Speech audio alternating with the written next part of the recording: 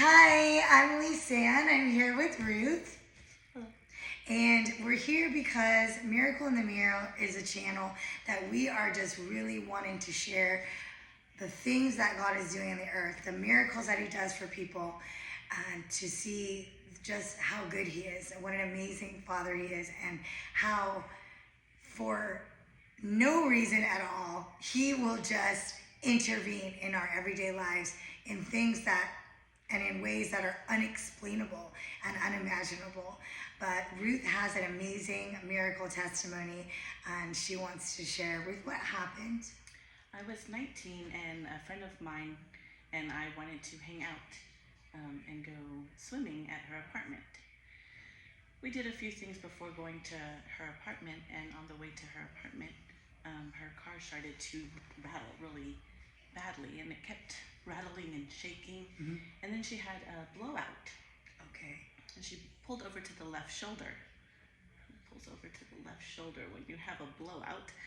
We did. And it was a time when cell phones were not the commodity they are now.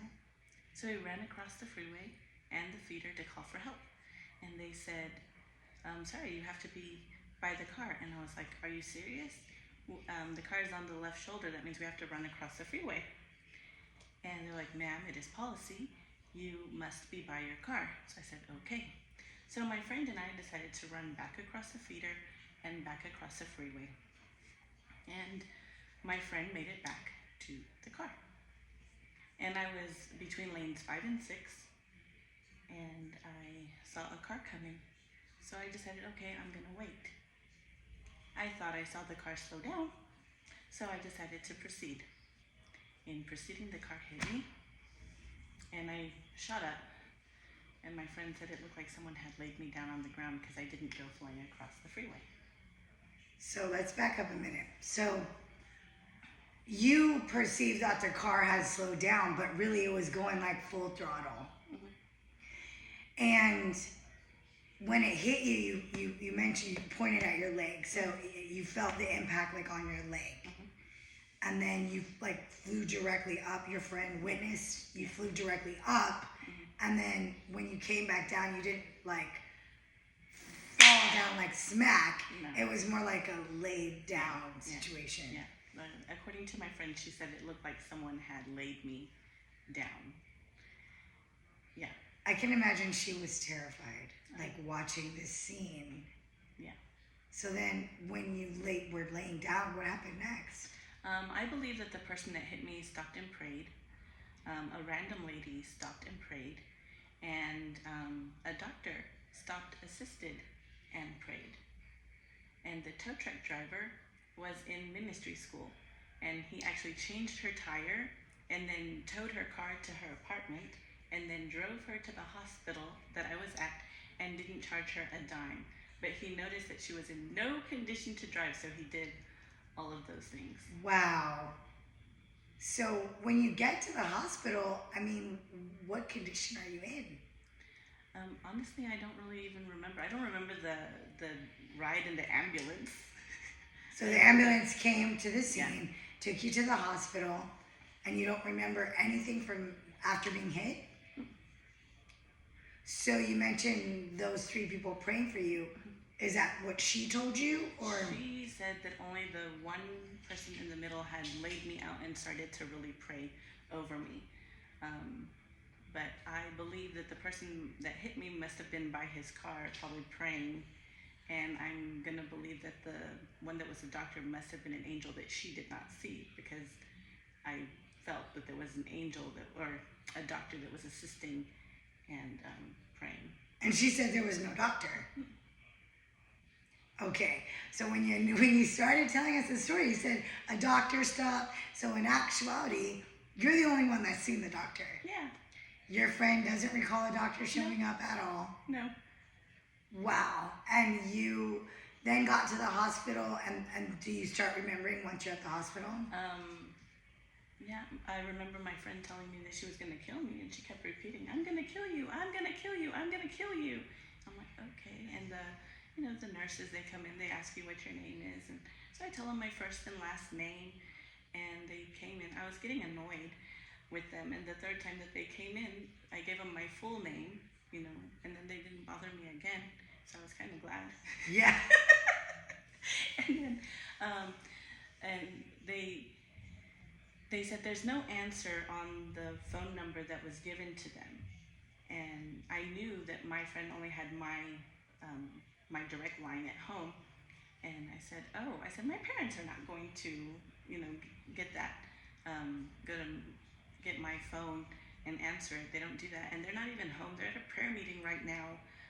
So this is the number you need to call, and you have to leave a message.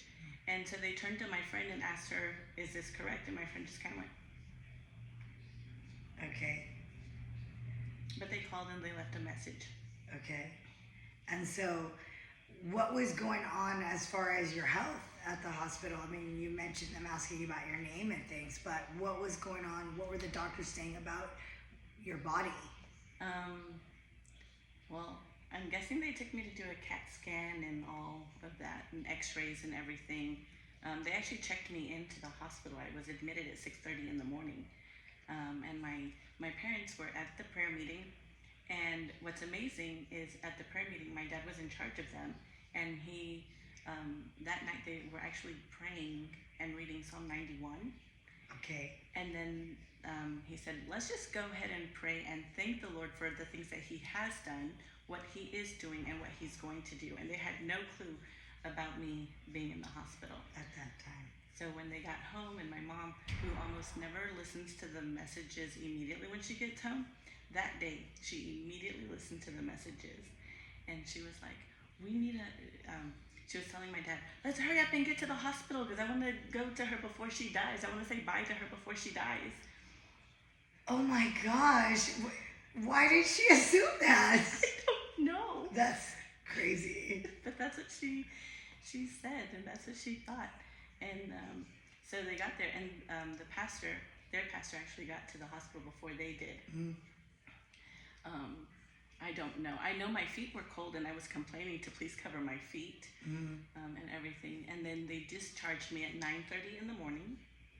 So you arrived at 6:30? No, I arrived in like 8 in the evening, 8 or 9 in the evening from being hit. Okay. They admitted me at 6:30 in the morning. Okay. Oh, that whole emergency room wait thing. Yeah. And then they discharged me at 9:30 in the morning. Oh, okay. Yeah. But I had no broken bones, no internal bleeding, and no brain damage. From being hit by a car going at least, we're going to say safely, at least 50 miles an hour. Yeah, it's the left lane, maybe faster. So it was the fast lane that you were in. Mm-hmm. So what state was this in? It was in Texas. So Texas is 60 to 75 miles an hour, depending. Listen, it was on Loop 610. Okay, so it was on one of the busiest freeways in Houston. Yes. Holy smokes. And it's at least 60 miles an hour there. People go faster, but the speed limit is 60 miles an hour. So it's safe to say that you were hit at 60 miles per hour with no broken bones, no brain damage, and no internal bleeding. Correct. At all. Just minor scratches and bruises. Wow. That is a miracle. So what happened after that? Anything that was significant that really just solidified what a big miracle this was for you? I don't know if it was the next day or during the week that followed. My cousin came to the house and she's looking at me like, you're not supposed to be here. You're not supposed to be here. I never thought that I wasn't supposed to be there. I didn't comprehend that at all. So every time she kept saying, you're not supposed to be here, I was like, what are you talking about? Yes, I am. I am supposed to be here. She's like, you don't get it. People get hit in a parking lot with a car going in reverse, and they're only going 2 miles per hour to back up, and they end up with concussions. And you? And I was like, oh. I was like, okay.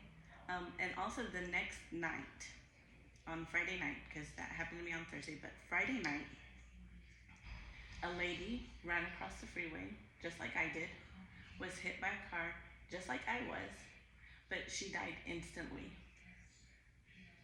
Wow. So 2 days after that happened to you, No, one day after that happened to you, a similar situation happened, and that lady died instantly. Mm-hmm. So, folks, I just want to let you know that every day there are circumstances, situations that God is protecting people from early death, from disease, illness, from fatal car accidents, airplane crashes. There are so many things that we don't see that God is doing. And when was this, Ruth? You said you were 19. What year are we talking? It was 1998. 1998. So back in 1998, Ruth had a full-blown miracle in her life. And really, I think it's interesting that when your cousin was like, you really had not a huge sense of the miracle that had happened for you. To you, it just seemed like, yeah, it wasn't a big deal. Yeah. Wow, so interesting. So let's fast forward a little bit. I've actually met you recently here in Texas. There's a ministry in Texas, a minister called Joan Hunter. And she has a ministry aptly named Miracles Happen. Miracles Happen. And so you got connected with Joan. How did that come about? She became one of our clients. Okay. And we print her t-shirts. Okay. And we didn't realize the gem that we had as a client. Because shortly after I got married, I said to my husband, I said, hey, I'd like to get ordained. I believe I'm supposed to get ordained. And he was like, well, you're already ordained. You don't need a piece of paper to say that you're ordained. And I was like, but I really believe that I'm supposed to be. So I kind of put it on the back burner and didn't think about it again until about 2017, 2018. Okay. And in 2018, my husband says, oh, one of our clients does ordinations. And I said, really? And so, we looked more into it. So then at the beginning of 2019, they said, oh, we have one coming up next week. But you have to read 7 books and watch 12 hours of material. I said, no, I'll do the one in September. So September 2019, my husband and I became ordained. With Joan Hunter Ministries. With Joan Hunter Ministries, yes. Wow, praise the Lord. And it's so aptly named. Her ministry is all about miracles and healings and just the amazing and miraculous things that God does. And Ruth here is literally a walking miracle. So this channel is Miracle in the Mirror. And just to let you know, you are a miracle. There has been so many things that you've been saved from, or that maybe you don't know about, or maybe you do. We would love to hear the stories of what God has done for you. Just like Ruth's story, God literally saved her so that she could be here today in this time doing the Lord's work and expanding his kingdom. So remember that when you look in the mirror, you are a miracle. Thanks for joining us today, Ruth. We're so excited and glad that you are a miracle in the mirror.